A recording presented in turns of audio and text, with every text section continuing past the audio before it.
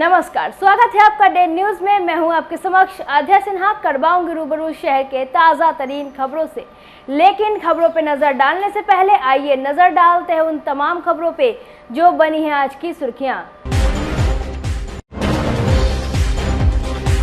लड़की का पहले अपहरण, उसके बाद अपराधियों ने किया निर्मम तरीके से हत्या। वारदात के बाद पूरे गांव में सनसनी।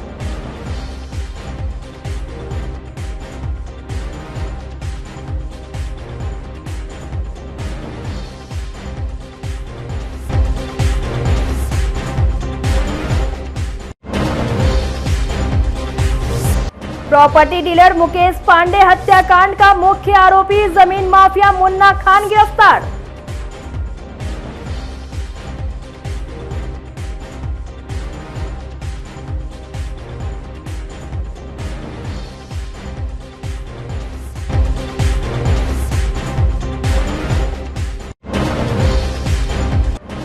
और फिल्मी स्टाइल में बैंक लूटने की योजना बना रहे थे 4 अपराधी। फेल हुआ प्लान, पुलिस ने सभी को दबोचा।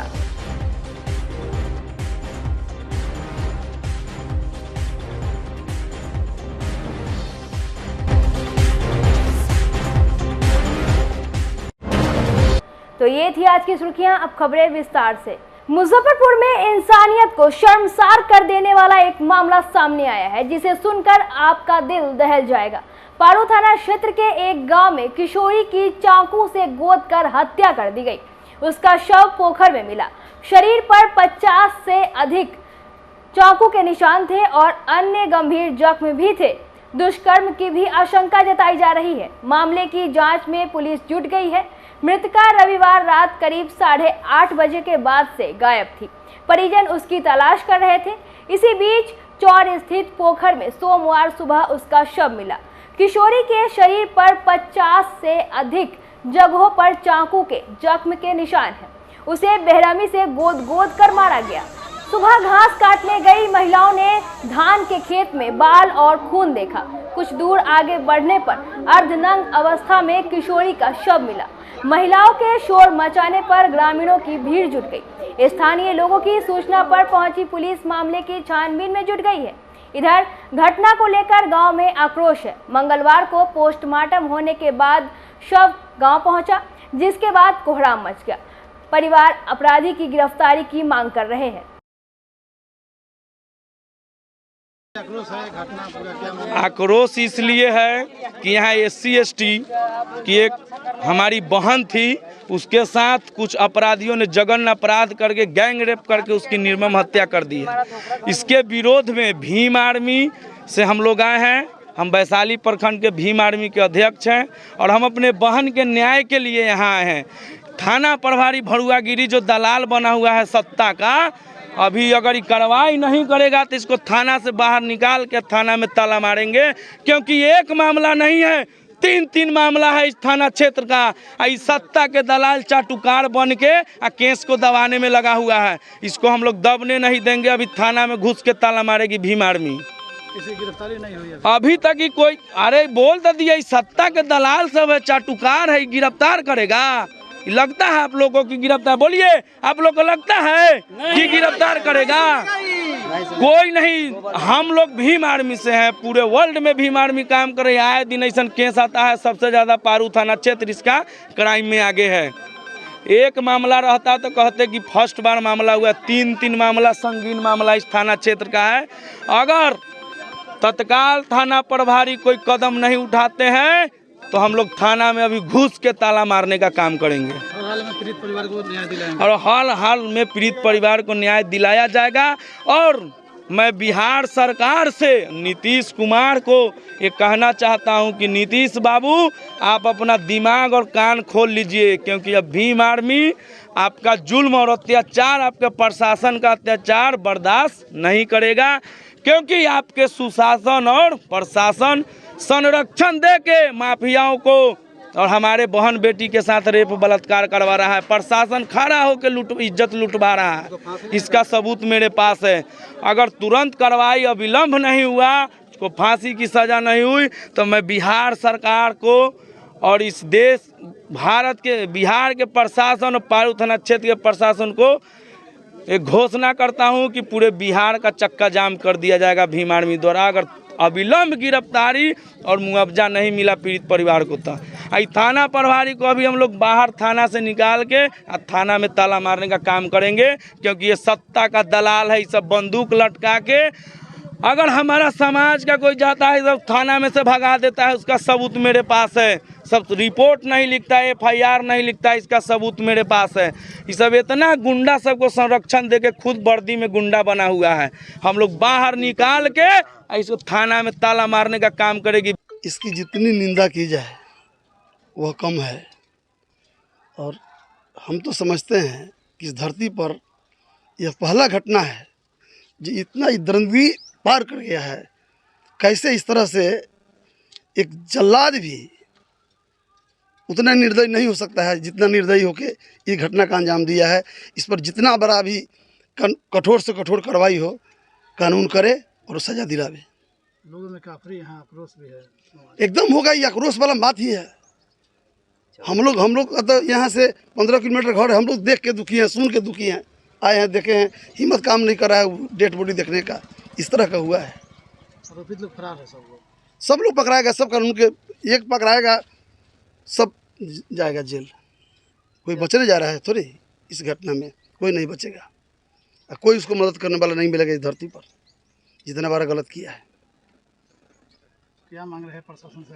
प्रशासन से मांग करेंगे, सरकार से मांग करेंगे जो कठोर से कठोर उस पर कार्रवाई हो और जिसके साथ घटना घटी है उसको न्याय मिले। इसके पहले भी उसके साथ घटना हुई है, उसके सुने कि उसके बच्चा का नहर में ढकेल के मारा गया है। शरीर पर 50 से अधिक चाकू का निशान बताया जा रहा है।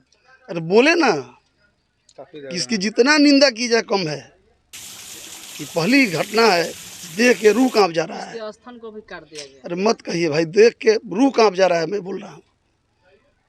मुजफ्फरपुर के साहेबगंज थाना क्षेत्र के त्रावा गांव में धान रोपनी के दौरान एक व्यक्ति के ऊपर ठनका गिरने से खेत में ही उसकी मौत हो गई। नया टोला दोषपुर निवासी जुगेश्वर महतो का 30 वर्षीय पुत्र नितिन कुमार, जो तरवा में अपने मामा के घर रहकर अपना जीवन यापन कृषि करते थे, मंगलवार को बारिश होने के कारण धान की रोपनी करने के दौरान ही तेज गर्जन के साथ बिजली चमकते हुए गिर गई, जिससे घटनास्थल पर ही उनकी मौत हो गई। आनन फानन में उन्हें CSC लाया गया, जहां डॉक्टर ने मृत घोषित कर दिया। वहीं इसकी सूचना आग की तरफ फैल गई। आसपास के शुभचिंतक CSC पहुंच गए। वहीं परिजनों का रो रो कर बुरा हाल है। मौके पर साहेबगंज पुलिस और राजेपुर OP पुलिस भी पहुंचकर अग्रतर कार्रवाई में जुट गई है। धान रोप करके ज़्यादा चमके लगल, हमें तब निकल के चलना ना थोड़ा दूर हटल ना, तब तक दिल्ली गिर गया। हाँ, पहले वहीं पर स्पॉट पर हम घर से पानी लेकर आ रहे थे, वहीं पर धान रोपने। आप भी धान रोपनी कर रहे थे? वहीं हम भी रोपने रहे। और कितने लोग कर रहे थे धान रोप? 2 आदमी। 2 आदमी आप जो? हाँ। क्या नाम है लड़के का? लड़का का क्या नाम है? नितिन कुमार महतो। कहाँ का है? परसौनी नया टोला दोषपुर का, लेकिन ममहर में रहता है। ममहर में गाँव में मैंने धान रोपनी कर रहा है। हाँ, ममहर में तरावा जो होगा। तगड़ा मत होगा। क्या करता है लड़का? क्या करता था? अभी तो धान रोप रहा था, बाहर में रहता है। आप मैंने ग्रामीण हो गए, गाँव के? हाँ। मुजफ्फरपुर पुलिस ने जमीन माफिया मुन्ना खान को आखिरकार गिरफ्तार कर लिया। मुन्ना प्रॉपर्टी डीलर मुकेश पांडे के हत्याकांड का मुख्य आरोपी है। हत्या करने के बाद से ही वह छिपकर सीतामढ़ी में रह रहा था। पुलिस ने उसके सहयोगी मनीष कुमार को गिरफ्तार किया है। आपको बता दें कि पिछले 28 जुलाई को गढ़ा थाना इलाके से प्रॉपर्टी डीलर मुकेश पांडे का अपहरण कर जमीन विवाद के चलते उसकी हत्या कर दी गई थी और उसका शव दरभंगा के अलीनगर से बरामद हुआ था। पुलिस की विशेष टीम ने अब तक इस मामले में 9 आरोपियों को गिरफ्तार किया है। गिरफ्तारी के बाद जब पुलिस आरोपियों को न्यायिक हिरासत में ले जा रही थी, तब गाड़ी खराब हो गई और पुलिस को उन्हें पैदल कोर्ट लेकर जाना पड़ा। SSP राकेश कुमार ने बताया कि मुन्ना खान ने अपने अपराध को स्वीकार कर लिया है। घटना में प्रयुक्त एक XUV कार और 3 मोबाइल फोन बरामद किए गए हैं। वहीं पुलिस अब मुन्ना खान के फरार बेटे की तलाश कर रही है। 29 जुलाई को गढ़ा थाने के अंतर्गत पटियासा चौक एक जगह है, वहाँ पे एक हत्या हुई थी। मृतक जो थे, उनका नाम मुकेश कुमार पांडे था और हथौड़ी थाना क्षेत्र के अंतर्गत वो रहने वाले थे। ये नामजद इसमें कांड दर्ज किया गया था और इसके बाद हम लोग उसको इन्वेस्टिगेट कर रहे थे, चूँकि हत्या बड़ी निर्मम तरीके से की गई थी और केस बड़ा संवेदनशील था। इस पूरे केस को सिटी एसपी स्वयं देख रहे थे और जो टाउन डीएसपी 2 हैं विनीता और उनकी पूरी टीम, गरहा के थाना अध्यक्ष आशीष, सभी लोग इसमें लगातार काम कर रहे थे। डीआईयू का भी इसमें सपोर्ट था। इस केस में अभी तक हम लोगों ने इसके पहले 7 लोगों को गिरफ्तार करके जेल भेजा था, बट इस केस के जो सबसे मुख्य अभियुक्त थे, जिनका नाम मुन्ना खां है, उनकी गिरफ्तारी कल की गई है। उनके साथ में एक और उनका सहयोगी मनीष कुमार, उनकी भी गिरफ्तारी की गई है। ये घटना बेसिकली ज़मीन विवाद के रूप में हुई थी। मृतक और जो इसके मुख्य अभियुक्त हैं, दोनों ही प्रॉपर्टी डीलिंग का कार्य करते हैं और एक ज़मीन का विवाद इन लोगों के बीच में चला आ रहा था।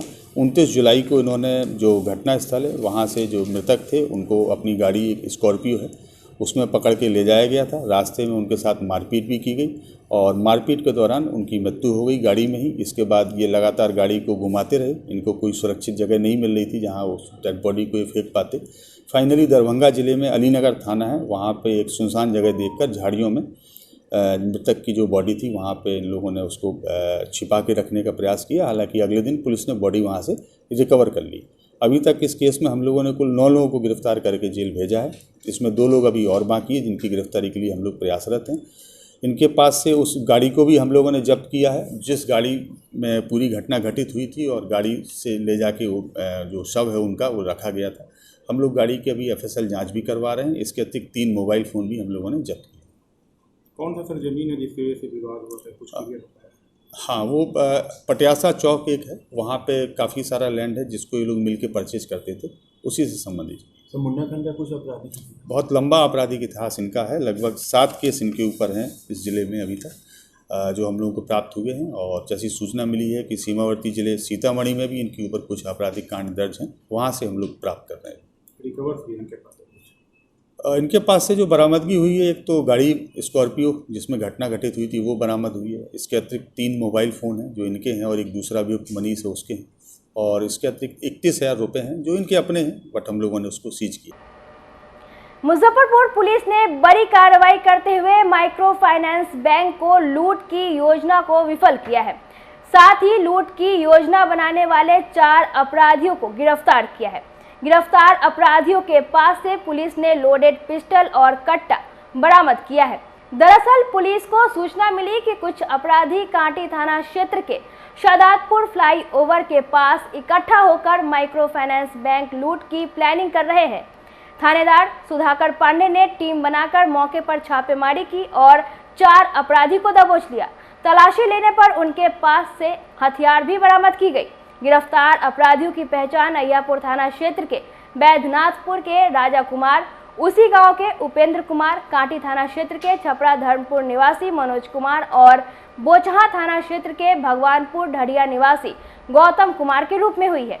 पुलिस ने उनके पास से एक पिस्टल, एक देसी कट्टा, 6 कारतूस और 3 मोबाइल फोन बरामद किया है। गिरफ्तार अपराधियों पर कई थानों में आपराधिक मामला दर्ज है।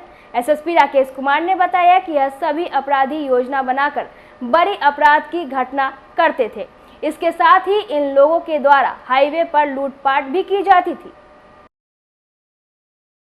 कांटी थाना अंतर्गत सूचना प्राप्त हुई थी थानाध्यक्ष को कि वहाँ पे सादतपुर एक जगह है, उसके ओवरब्रिज के पास में कुछ अपराधकर्मी इकट्ठे हुए हैं और एक अपराध करने की योजना वो लोग बना रहे हैं।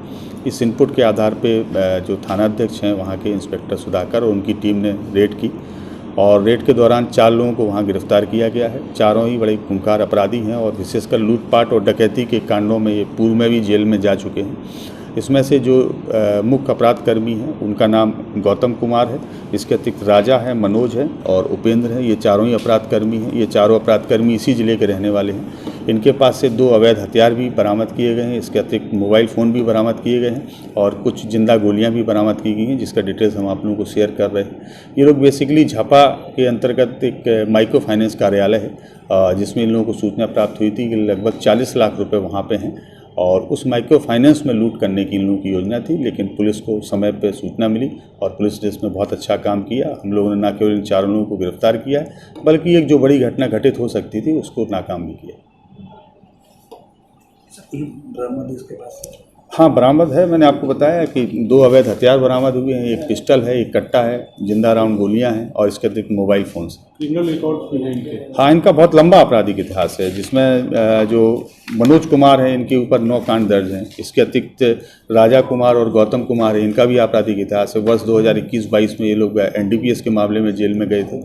और जो एक अभियुक्त मनोज कुमार है उसका तो काफ़ी लंबा आपराधिक इतिहास है, लगभग 9 केस उनके ऊपर था। 15 सूत्री मांगों को लेकर राष्ट्रीय जनता दल के बैनर तले मीनापुर विधायक मुन्ना यादव ने मीनापुर प्रखंड में मंगलवार को 1 दिवसीय धरना दिया।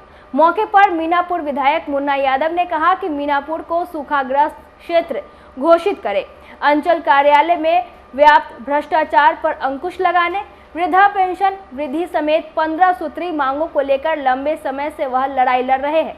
विधानसभा के सत्र में भी उन्होंने इस चीज को लेकर आवाज उठाई थी, लेकिन बिहार सरकार बिहार के लोगों के साथ केवल ठगी कर रही है, उनके साथ छलावा कर रही है। बिहार की जनता यह सब देख रही है और आने वाले विधानसभा चुनाव में इसका मुंहतोड़ जवाब देगी। डबल इंजन की सरकार को बिहार से उखाड़ फेंकने का काम बिहार की जनता करेगी। बिहार पर मंडरा रहा सूखे का संकट, औसत से 7% तक कम बारिश। ये मैंने याफी के मीडिया में छपा है। क्या तारीख को छपा था? 1/8 को। ठीक है, अच्छा। इस नहीं होने से 55% ही रोपनी, 20% तक घटेगा उत्पादन। किसानों को लग सकती है 2000 करोड़ तक की चंपत। 2000 करोड़ रुपए का घाटा किसानों को। तो जब वर्षा नहीं हुआ, 50% खेती हुई, धन रोपनी हुआ, सुखाड़ घोषित क्यों नहीं? मेरी मांग है कि मीनापुर को सुखाड़ घोषित करो। और एक भी मांग ऐसा नहीं है जिसके लिए हम लोगों ने सदन में लड़ाई नहीं लड़ी है। 15 सूत्री जो मांग है हमारा, सुखाड़ का मामला है, अंचल कार्यालय में जो भ्रष्टाचार है वो तो आप लोग भी मालूम है, आप लोगों को भी, कि जो सत्ता पक्ष के विधायक थे, मुख्यमंत्री जी के सामने में बोले दर्जनों विधायक कि हमारा BDO, CO, चपरासी, थाना, पुलिस कोई नहीं सुनता। मीडिया में भी आया था।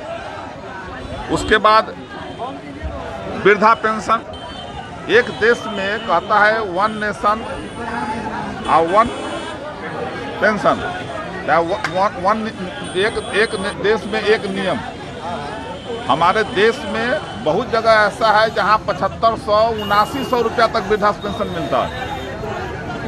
गुजरात में भी हमारे यहाँ से ज़्यादा मिलता है, जिसकी आवाज़ हम लोगों ने सदन में भी उठाया था कि गरीबों का वृद्धा पेंशन महंगाई को देखते हुए 400 रुपया से लेकर के 2000 या 4000 किया जाए, जो उचित है कि बूढ़ा आदमी का बाल बच्चा अगर उसका देख रेख करेगा तो उसके लिए उस मुताबिक अगर आप पैसा देते हैं तो उसका बाल बच्चा भी देख रेख करेगा, नहीं तो नेगलेक्ट करके मार देता।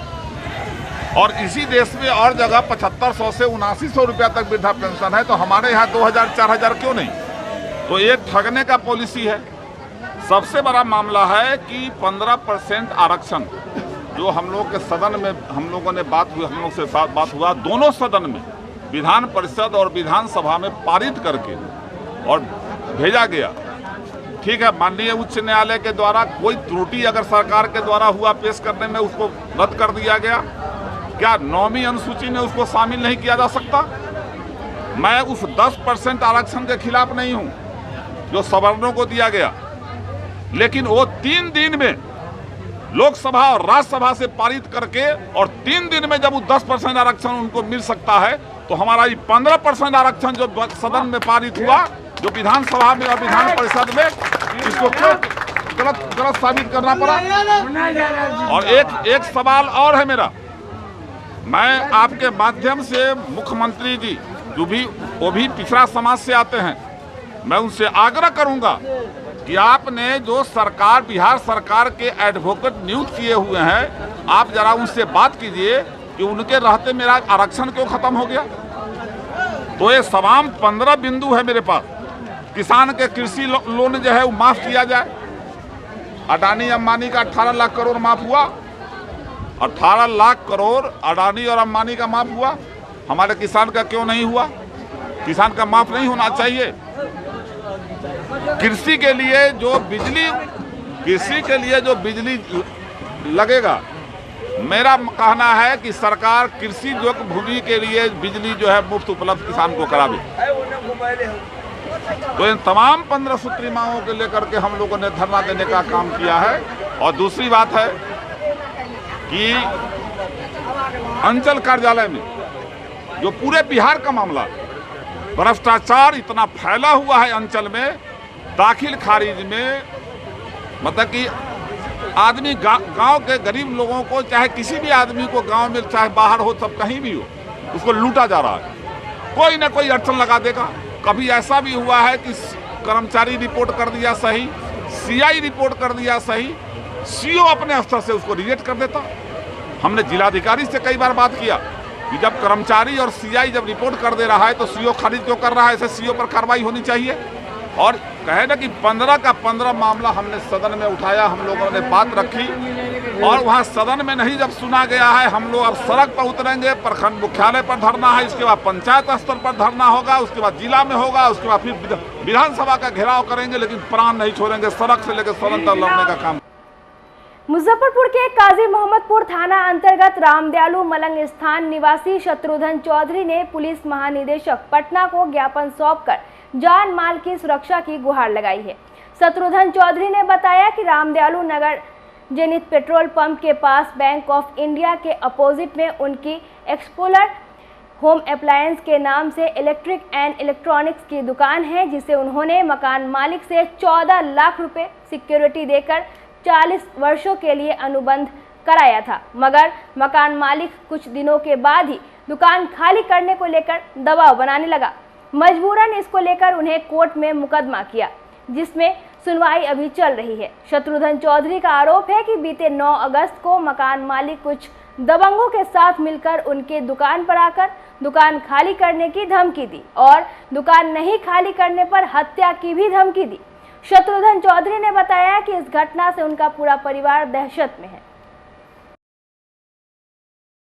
हमारा सन 2000 में 40 साल का एग्रीमेंट हुआ था, लीज हुआ था, जिसमें पेपर सारा बना हुआ है। 14 लाख रुपया एडवांस उनको हम दिए थे। उसका हम अब इसमें दुकान खोले हैं। 9 तारीख का एक गाड़ी आदमी आया हुआ था, 7 से 8 आदमी, 2 ब्रोकर उसमें था, हमारा बच्चा बैठा हुआ था। हमारे पास फ़ोन आया, हम फिर आए, हमारे साथ बहुत विवाद हुआ। दुकान खाली कर दो तो जान से मार करके फेंक देंगे तुमको, हम दुकान में आग लगा देंगे, गोली मार देंगे। बहुत सारी बात हुआ। कौन किया? अरुण कुमार शर्मा बुलाए हुए थे 2 ब्रोकर के साथ में। मकान मालिक है? हाँ, मकान मालिक अरुण कुमार शर्मा हैं। उन्हीं से एग्रीमेंट था? हाँ, उन्हीं से एग्रीमेंट 40 साल का लीज बना हुआ है। सब कह रहा है खाली करने के लिए? आप कह रहा है खाली करने के लिए, नहीं तो जान से मार देंगे। दुकान पर कौन बैठा हुआ था जिस समय धमकी देने आया? 7 बजे के समय में हमारा बड़ा लड़का बैठा हुआ था। वो फ़ोन किया तो हम फिर दुकान पर आए, तब मेरे साथे हाथापाई हुआ, झगड़ा झंझट हुआ, हमको भी धमकी दिया, मोबाइल छीनने लगा। 40 साल का लीज कुछ नहीं होगा, पुलिस प्रशासन हमारे जेब में रहता है, जो तुमको करना है से कर लो तुम। मुजफ्फरपुर के केंद्रीय विद्यालय गन्नीपुर की 9वीं कक्षा की छात्रा शहर की बेटी प्रांजलि प्राष्ठा ने, जो अहियापुर की रहने वाली है, उसने प्रदूषण से आज़ादी का सपना देखा है। प्रांजलि प्राष्ठा का कहना है कि हमें अंग्रेजों से आज़ादी मिली है, पर हम प्रदूषण से अब तक गुलाम बने हुए हैं। प्रदूषण की गिरफ्त में पूरा विश्व है, हम चाहे तो इससे भी मुक्ति पा सकते हैं, जिसके लिए हमें ज़्यादा से ज़्यादा पेड़ पौधे लगाने होंगे। अब पेड़ों को लगाना है, प्रदूषण से आज़ादी पाना है। मुहिम के तहत इस सपने को पूरा करने में प्रांजलि प्राष्ठा जुट गई है। प्रांजलि की इतनी बड़ी सोच को देखते हुए पिता शहर के वरीय दंत चिकित्सक डॉक्टर सरोज कुमार और मां केंद्रीय विद्यालय में साइंस शिक्षिका प्रीति शाही और छोटी बहन प्रशस्तिका सिंह भी इस मुहिम में शामिल हो गई है। प्रांजलि के माता पिता कहते हैं कि वह बचपन से ही इको फ्रेंडली रही है। पिछले साल नेशनल चिल्ड्रन साइंस कांग्रेस के जूनियर वर्ग में बिहार से अकेले भाग ली थी।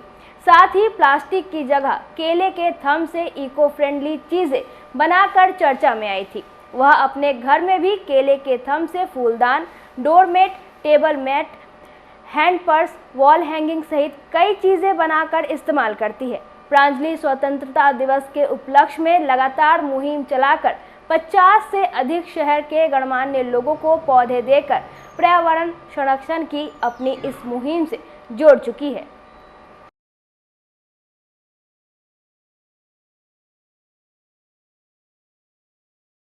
जी, मुहिम मैं ये चला रही हूँ कि पेड़ों को लगाना है, प्रदूषण से आज़ादी पाना है। इसका आइडिया मुझे तब आया क्योंकि जैसा हम सभी जानते हैं कि अभी पर्यावरण बहुत ज़्यादा प्रदूषित हो रहा है सिंथेटिक और सिंथेटिक फाइबर्स की वजह से। तो हमें अभी डिफॉरेस्टेशन बहुत ज़्यादा बढ़ रहा है, तो उसके लिए हमें पेड़ लगाना बहुत आवश्यक है। और हम पेड़ लगाते नहीं हैं, सिर्फ उसे काट करके हम अपने पर्यावरण को बहुत ज़्यादा ही एक तरीके से बहुत ज़्यादा डेंजर में डाल रहे हैं। इसको कम करने के लिए मैंने एक मुहिम चलाया है जिसका नाम है पेड़ों को लगाना है, प्रदूषण से आज़ादी पाना है, जिसमें मैं बहुत सारे लोगों को पेड़ भेंट कर रही हूँ। जिसमें जैसे कि मैंने किसान चाची जो पद्मश्री से सम्मानित है, और वैशाली के सांसद श्रीमती वीणा देवी, साहित्यकार डॉक्टर संजय पंकज जी और भी आम और ख़ास लोगों को मैंने पेड़ भेंट की है। किस तरह दिमाग में आया कि ये मुहिम चलाना है, किससे प्रेरणा मिला कि कैसे? मैं हमेशा देखती थी कि पर्यावरण को प्रदूषित करने में लोग जो है इधर उधर प्लास्टिक फेंक देते हैं, लेकिन कभी पेड़ नहीं लगाते हैं। तो उस टाइम पे मेरे दिमाग में आया क्यों ना पेड़ लगाया जाए, और इसको मैंने एक तरीके से संकल्प लिया कि पेड़ लगाना बहुत ज़्यादा आवश्यक है। खुद भी लगाया पेड़? जी, मैंने खुद भी बहुत सारे पेड़ लगाए हैं और चाहती हूँ कि लोग भी ये समझें कि पेड़ लगाना बहुत ही आवश्यक है। मैं विज्ञान की शिक्षिका हूँ और मैं ये जानती हूँ कि पर्यावरण हमारे लिए कितना ज़्यादा आवश्यक है। यदि हम अभी पर्यावरण पर अपने ध्यान नहीं देंगे तो आने वाली पीढ़ियाँ प्रकृति का प्रकोप किस तरह से झेलेंगी इसका आप अंदाज़ा भी नहीं लगा सकते हैं। तो मैं हमेशा ये अपनी कक्षाओं में भी बताया करती हूँ कि बच्चों पेड़ लगाया करो, पेड़ हमारे लिए बहुत ही लाभदायक हैं। और हमारे हर एक विषय में आप देखिएगा कि चाहे वो SST हो, चाहे वो विज्ञान हो, पेड़ों के महत्व के बारे में बताया गया है। तो मुझे ऐसा लगता है कि अभी इस साल कितनी ज़्यादा गर्मी पड़ी है और पिछले कई सालों से लगातार तापक्रम जो है बढ़ता जा रहा है। ऐसी स्थिति में यदि लोग जागरूक ना होंगे तो मुझे ऐसा लगता है कि आने वाला जो समय होगा वो बहुत ही कष्टदायक होगा। तो यही सब सोच के मैंने सोचा कि नहीं, पेड़ लगवाना बहुत ही आवश्यक है। अभी एक हमारे माननीय प्रधानमंत्री मोदी जी का एक मिशन आया था, एक पेड़ माँ के नाम, तो उसमें भी हमारे विद्यालय ने और हम लोगों ने बढ़ चढ़ के हिस्सा लिया। तो मुझे ऐसा लगता है कि अगर कोई बच्चा पेड़ लगा रहा हो तो वो आने वाला जो जनरेशन अगर इसके प्रति कॉन्शियस होगा तो निश्चित रूप से हमारा आने वाला समय बहुत ही अच्छा होगा। और इसीलिए मुझे बहुत अच्छा लगा जब मेरी बेटी ने कहा कि मैं भी पेड़ लगाऊंगी और अन्य लोगों को भी जागरूक करूंगी। 15 अगस्त को स्वतंत्रता दिवस समारोह धूमधाम के साथ मनाया जाएगा। मुख्य समारोह मुजफ्फरपुर शहर के खुदीराम बोस स्टेडियम में होगा, जिसे लेकर मंगलवार को स्टेडियम में फुल ड्रेस रिहर्सल का आयोजन हुआ। रिमझिम फुहारों के बीच जवानों, कैडेट्स और स्कूली बच्चों ने कदम से कदम मिलाया जा की धूम पर मार्च पास्ट कर राष्ट्र प्रेम से भरपूर जोश दिखाया। मार्च पास्ट में Bihar police, BMP, home guard, fire brigade, NCC cadet, स्कूली छात्रों सहित अन्य टुकड़ियां शामिल हुई। इसके बाद DM सुब्रत कुमार सेन और SSP राकेश कुमार ने परेड का निरीक्षण करते हुए सलामी ली। उसी स्थिति में ग्राउंड को भी तैयार करना है तो संबंधित विभागों को निर्देश दिया गया है। शाम में एक बार फिर हम लोग आकर के पूरी टीम के साथ देखेंगे और जो भी 15 अगस्त को लेकर के, स्वतंत्रता दिवस को लेकर के हम लोगों की तैयारियां होती हैं उसको ससमय हम लोग पूरा करेंगे और बहुत अच्छे से काफ़ी प्रोटोकॉल का पालन करते हुए हम लोग बढ़िया से सेलिब्रेट करेंगे। इसके लिए सभी विभाग तत्पर। केंद्रीय विद्यालय CRPF झपहा मुजफ्फरपुर में हर घर तिरंगा कार्यक्रम का आयोजन किया गया। भारत सरकार के इस अभियान में केंद्रीय विद्यालय CRPF झपहा मुजफ्फरपुर बढ़ चढ़कर हिस्सा ले रहा है। इस अभियान को सफल बनाने हेतु विद्यालय की प्राचार्य मंजू देवी सिंह के नेतृत्व में मंगलवार को विद्यालय के 500 से अधिक छात्रों एवं दर्जनों छात्राओं द्वारा एक विशाल रैली निकाली गई। यह रैली विद्यालय के मुख्य द्वार से शुरू होकर केंद्रीय रिजर्व पुलिस बल मुजफ्फरपुर के मुख्य द्वार से गुजरती हुई समूह केंद्र के आवासीय परिसर का परिक्रमा करते हुए विद्यालय वापस लौटी। रैली में विद्यालय के बीके सिंह, वीरेंद्र प्रसाद, पीके गुप्ता, प्रसून परमार, संजीत कुमार, संतोष कुमार, गुलशन कुमार, अरविंद कुमार, अर्चना भारती, ज्योति रानी, मेघा वर्मा मौजूद रहे।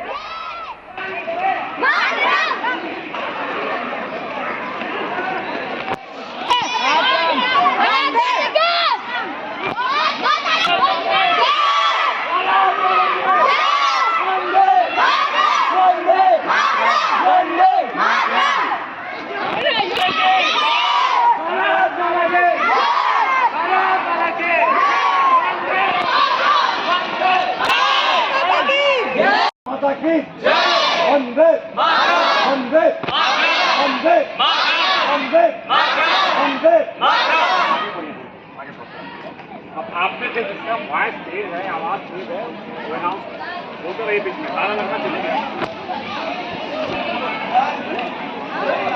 भारत माता के, भारत माता के, भारत माता के, वंदे वंदे, भारत माता की जय, भारत माता की जय, वंदे मातरम, वंदे मातरम, भारत माता की जय, भारत माता की जय, वंदे मातरम, वंदे मातरम। जोर से बोलो बोलो।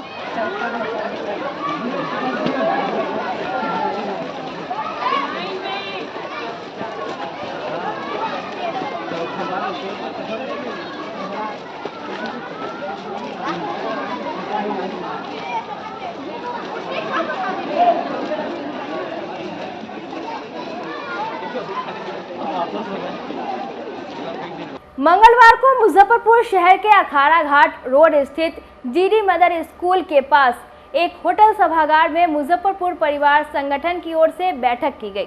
इस दौरान दीपक महतो उर्फ बिल्लू ने बताया कि स्वतंत्रता दिवस के मौके पर बीते कई सालों की तरह इस साल भी 15 अगस्त के दिन 551 फीट का लंबा तिरंगा शोभा यात्रा ढोल नगारों के साथ अद्भुत दृश्य में विभिन्न झांकियों के साथ निकाला जाएगा, जो अखाड़ा घाट रोड जीडी मदर स्कूल के पास से सुबह 10 बजे निकाला जाएगा। यह सरैयागंज टावर, पंकज मार्केट, गरीब स्थान, सोनारपट्टी, दीपक सिनेमा रोड, हरिसभा चौक होते हुए मोती झील से इस्लामपुर नवयुवक समिति के रास्ते फिर सरैयागंज टावर होते हुए पुनः अपने स्थान पर समाप्त किया जाएगा, जिसमें हजार लोग शहर और ग्रामीण इलाके के रहेंगे, जो पूरे शहर को देशभक्ति में डुबोने का काम करेगा। वहीं करण सिंह ने बताया कि शहरवासियों से अपील रहेगा कि लोग तिरंगा के सम्मान में अपने घर के बाहर पुष्प वर्षा करें और देशभक्ति का परिचय दें।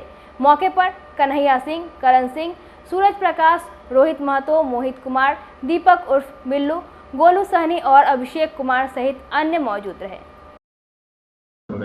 यह जो तिरंगा यात्रा जो जीडी मदर इंटरनेशनल स्कूल के सामने से निकाला जा रहा है, उसका समय 10 बजे से है। 10 बजे से ये यहाँ से निकलेगा। इसमें हम शहर के तमाम सभी युवा साथियों को, तमाम भाइयों को निवेदन पूर्वक आग्रह करना चाहेंगे कि इस तिरंगा यात्रा में आइए, शामिल होइए और इसको भव्य से भव्य रूप दीजिए। इसमें कोई भी तरह का जात, धर्म या कोई भी तरह का पार्टी का भेदभाव न करते हुए इसमें सभी लोग एक साथ आकर के एकता का परिचय देते हुए इसको भव्य से भव्य बनाइए। और साथ ही साथ जिस भी रास्ते से ये तिरंगा यात्रा गुजरे, वहाँ पर आप अपने घर के पास इस तिरंगा यात्रा पर पुष्प वर्षा करके देश के प्रति अपना सम्मान और प्यार दिखाते हुए, जो हमारे देशभक्त जो बलिदान हो गए उन सभी को याद करते हुए इसके आप पुष्प वर्षा करके आप अपने घर से ही इसमें शामिल हो सकते हैं। मुजफ्फरपुर संगठन जो है, यानी कि मुजफ्फरपुर परिवार जो संगठन है, वो बीते कई वर्षों से 15 अगस्त और 26 जनवरी के मौके पर भव्य तिरंगा शोभा यात्रा, जिसमें 551 फीट का लंबा तिरंगा होता है, साथ में कई झांकी प्रस्तुति होती है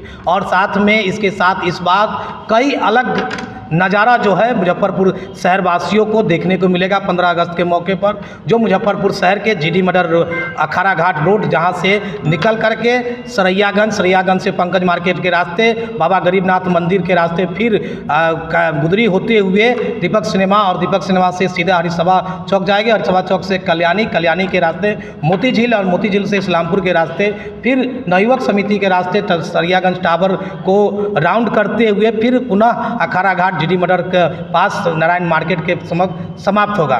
इसमें हजारों हजार की संख्या में मुजफ्फरपुर जिले के लोग रहते हैं, शहर से समेत ग्रामीण क्षेत्र के लोग रहते हैं और सभी लोग इसमें ऐसे नज़ारा मुजफ्फरपुर वासी को पेश करते हैं कि पूरा शहर देशभक्ति में हो जाता है। और इस वर्ष भी मुजफ्फरपुर परिवार संगठन की ओर से 15 अगस्त के मौके पर भव्य तिरंगा शोभा यात्रा 551 फीट का निकाला जा रहा है। पूरी तैयारी कर ली गई है, जिसके समय इसको जानकारी लोगों को देने के लिए आज ये प्रेस वार्ता रखा गया था। और यह तिरंगा शोभा यात्रा जहां से निकलता है, सड़क के किनारे लोग खड़े रहते हैं, तिरंगा के सम्मान में खड़े रहते हैं और साथ में इसका आयोजन सभी ऐसे तो सभी लोग करते हैं, लेकिन इनका मुख्य रूप से जो आयोजन करता है इसका श्रेय जो है आकाश सनी को जाता है। जो आज हम लोगों ने बैठक किया हुआ मुजफ्फरपुर परिवार के द्वारा जो पिछले कई वर्षों से तिरंगा शोभा यात्रा निकाल रहे हैं, उसके लिए यह बैठक किया।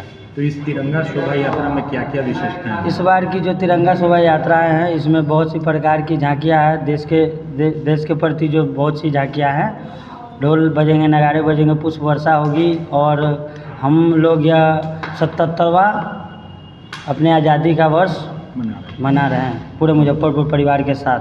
तिरंगे की लंबाई क्या होगी? तिरंगे की लंबाई 551 फीट होगी, जो कि शहर के लिए एक आकर्षण का केंद्र रहेगा। और बहुत सी इसमें जैसे कि बहुत से ढोल बजेंगे, नगाड़े बजेंगे, पुष्प। मुजफ्फरपुर के बाबा गरीबनाथ के श्रृंगार और आरती के समय बाबा के गर्भगृह में अप्रत्याशित भीड़ पर गरीबनाथ मंदिर न्यास समिति के सदस्य डॉक्टर संजय पंकज ने सवाल उठाए हैं।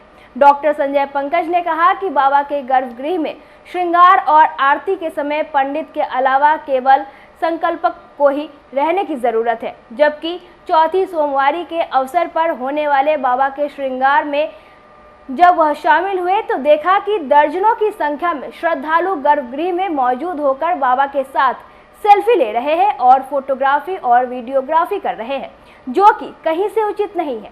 उन्होंने कहा कि ज्यादातर गलतियां पढ़े लिखे लोग ही करते हैं, इसलिए उन्हें खुद से ही समझना होगा, कोई अन्य व्यक्ति उन्हें समझा नहीं सकता। डॉक्टर संजय पंकज ने कहा कि बाबा के दरबार में आने वाले सभी श्रद्धालु हैं, इसमें कोई भी वीआईपी या सामान्य नहीं है। मंदिर प्रशासन को भी इस ओर ध्यान देना चाहिए कि बाबा के गर्भगृह में अनावश्यक भीड़ ना हो। पूजा करने वाले आए श्रद्धालु भक्ति भाव के साथ पूजा अर्चना करें। फोटोग्राफी वीडियोग्राफी बंद का सख्ती से पालन करवाना चाहिए।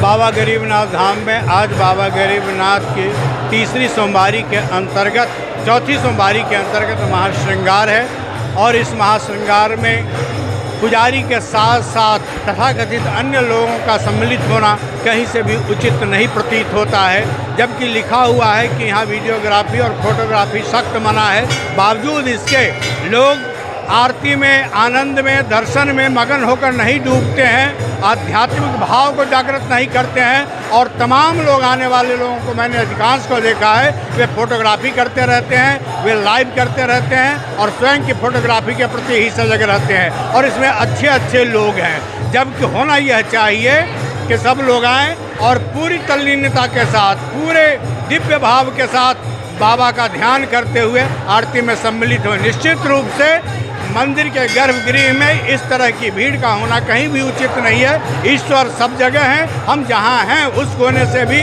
बाबा गरीबनाथ अपना स्नेह, अपना आशीर्वाद हमें दे सकते हैं। लोगों का यह भ्रम है कि हमें गर्भगृह में उनके सामने ही धूप दीप आरती को सीधे सीधे देखेंगे तो बाबा हमको रिसीव करेंगे, हमें आशीर्वाद देंगे, ऐसा कदाचित नहीं होता है। बाबा वहाँ होते हैं, ईश्वर वहाँ होते हैं जहाँ मन की शांति होती है, जहाँ कोई दुर्व्यवस्था नहीं होती है और स्वयं से ज़्यादा दूसरों का जहाँ ख्याल किया जाता है। जो भक्त खड़े रहते हैं उनको काफ़ी परेशानी होती है, भीड़ अंदर निश्चित रूप से बाबा के दरबार में आने वाले कोई भी VIP नहीं है। बाबा के दरबार में आने वाले सब श्रद्धालु हैं, सब भक्त हैं, सब आस्थावान हैं और अगर उनकी श्रद्धा, उनकी आस्था कहीं से आहत होती है तो यह बड़ा ही दुखद है और भीतर तथाकथित लोगों को जो प्रवेश कर जाते हैं उन्हें इसका ध्यान देना चाहिए और हर गेट पर बाबा की आरती के दर्शन के लिए, उनके श्रृंगार के दर्शन के लिए जो उमड़ कर आते हैं उनके भी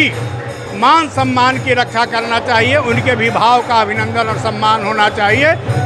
उचित तो यह है कि केवल आरती करने वाले लोगों के अलावे और जो संकल्पक हैं उनके अलावे गर्भगृह में किसी को नहीं जाना चाहिए। फोटोग्राफी तो कदाचित ही नहीं करना चाहिए। सोशल मीडिया में वायरल हो रहा है, कई लोग पुलिस वाले लेदर का बेल्ट पहन के पिस्टल लेके जाए, कहाँ से उचित है? अब ये पढ़े लिखे लोग होते हैं, वे पढ़े लिखे लोग भी होते हैं, उनको कैसे समझाया जाए जबकि जगह जगह लिखा हुआ है कि फोटोग्राफी न करें, वीडियोग्राफी न करें, फिर भी वे फोटोग्राफी करते हैं, वीडियोग्राफी करते हैं। चमड़े का कुछ भी लेकर आप भीतर गर्भगृह में न प्रवेश करें, लेकिन प्रवेश कर जाते हैं तो मेरा अपना मानना है कि पढ़े लिखे तथा संभ्रांत लोग ही तमाम मर्यादाओं का उल्लंघन करते हैं। यहाँ पे पुजारियों को नजर रखना चाहिए, लेकिन पुजारी अपने में मस्त रहते हैं। पुजारियों की भी मैं देखता हूँ कि व्यवस्था हो जाती है, एक दूसरे से सामाजिक स्तर पर जुड़े हुए लोग हैं, वे कोशिश करते हैं कि यहाँ भीड़ ना हो, लेकिन रोकते रोकते भी लोगों को स्वयं ही अनुशासित होना चाहिए, स्वयं ही शिष्ट होना चाहिए और स्व प्रेरणा से ही बाबा शिव का ध्यान करना चाहिए। इस तरह अन्य शिवालयों में ये लगता है VIP पास लगता है कि क्या यहाँ पे भी जारी कर देना चाहिए? जब भीड़ लगता है तो VIP पास कर देना चाहिए। निश्चित रूप से जिनका आना, जिन विशेष लोगों का आना मंदिर के लिए, ईश्वरत्व के लिए और व्यवस्था के लिए अगर कहीं से सहयोग है तो निश्चित रूप से उनके आने की पूर्व सूचना होनी चाहिए और एक पास तो उचित है होना ही चाहिए, उन्हें निर्गत किया ही। मुजफ्फरपुर के चौथी सोमवारी पर रात्रि में बाबा गरीबनाथ का फूल और पान के पत्ते से महाश्रृंगार किया गया। इसके पूर्व पुजारी बच्चा पाठक ने बाबा का जलाभिषेक किया, फिर दूध, दही, घी, शहद, शक्कर, चावल आदि से षोडशोपचार विधि से पूजन किया। उन्हें चंदन का लेप, भस्म और अष्टगंध लगाया गया। फिर रंग बिरंगे फूलों और पान के पत्ते से बाबा का महाश्रृंगार किया गया। तत्पश्चात महाआरती हुई। इसमें मंदिर के प्रधान पुजारी विनय पाठक, सिटी SP अवधेश सरोज दीक्षित, नगर आयुक्त नवीन कुमार, पंडित वैद्यनाथ पाठक, वार्ड पार्षद KP पप्पू, अमरनाथ पाठक, अभिषेक पाठक, गरीबनाथ मंदिर न्याय समिति के सदस्य डॉक्टर संजय पंकज सहित कई गणमान्य उपस्थित रहे। इस दौरान पूरा मंदिर परिसर बाबा गरीबनाथ के नारों से गूंज उठा। पान के पत्तों से और फूलों से बाबा का भव्य श्रृंगार हुआ है। ये चौथी सोमवारी वैसे भी परंपरा चली आ रही है, पान के पत्तों से श्रृंगार होता है। इस बार पान के पत्तों और फूल दोनों से श्रृंगार किया गया है। एक नया मिला दिया गया है फूल को भी, जो अभी बाहर से जो फूल आता है कलकत्ता से, वही फूल मंगा के उसका श्रृंगार किया गया है। सोमवारी का क्या कुछ विशेषताएं रहती है, किस तरह इसमें? देखिए, बाबा गरीबनाथ के यहाँ हर सोमवारी अपने आप में विशेषता है। जैसे कि पहली सोमवारी को फूलों से होता है, दूसरी सोमवारी को चावल से श्रृंगार होता है, तीसरी सोमवारी को गेहूं और फल से श्रृंगार होता है, चौथी सोमवारी पान के पत्तों से होता है और पूर्णिमा जो है बर्फ़ से होता है। लेकिन इस बार पूर्णिमा और सोमवारी दोनों एक ही दिन पड़ना, इसलिए बर्फ़ से ही होगा और भव्य स्वरूप होगा। आप अपने कैमरा के माध्यम से, अपने चैनल के माध्यम से हर साल दिखाते हैं और इस साल भी भगवान की कृपा हो तो और भी भव्य होगा। चौथी सोमवारी, श्रावण माह के चौथी सोमवारी के उपलक्ष्य में बाबा गरीबनाथ जी का जो परंपरागत चला आ रहा है मंदिर में, तो आज उसी के उपलक्ष्य में बाबा गरीबनाथ जी का फूल और पान के पत्ते से महाश्रृंगार किया गया है। सबसे पहले तो दूध, दही, घी, मध, शक्कर से बाबा का स्नान करा के, चंदन का लेप लगा के, जनेऊ पहना के और फिर उसके बाद फिर अबीर गुलाल से चढ़ा के तब बाबा का महाश्रृंगार किया गया। उस दिन अमरनाथ स्वरूप बाबा बर्फानी का यहाँ 251 शिला से बाबा बर्फानी का यहाँ शिवलिंग से अमरनाथ स्वरूप महादेव बनते हैं। कब से कितने बजे से दर्शन कर पाएंगे? भक्त लगभग संध्या 4 बजे से दर्शन कर पाएंगे।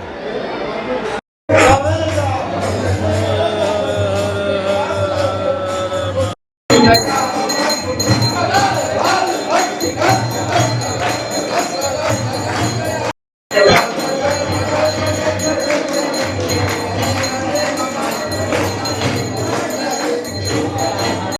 के लिए बस इतना ही। कल फिर मिलेंगे कुछ नई खबरों के साथ। तब तक मुझे और मेरे पूरे न्यूज टीम को दीजिए इजाजत। नमस्कार।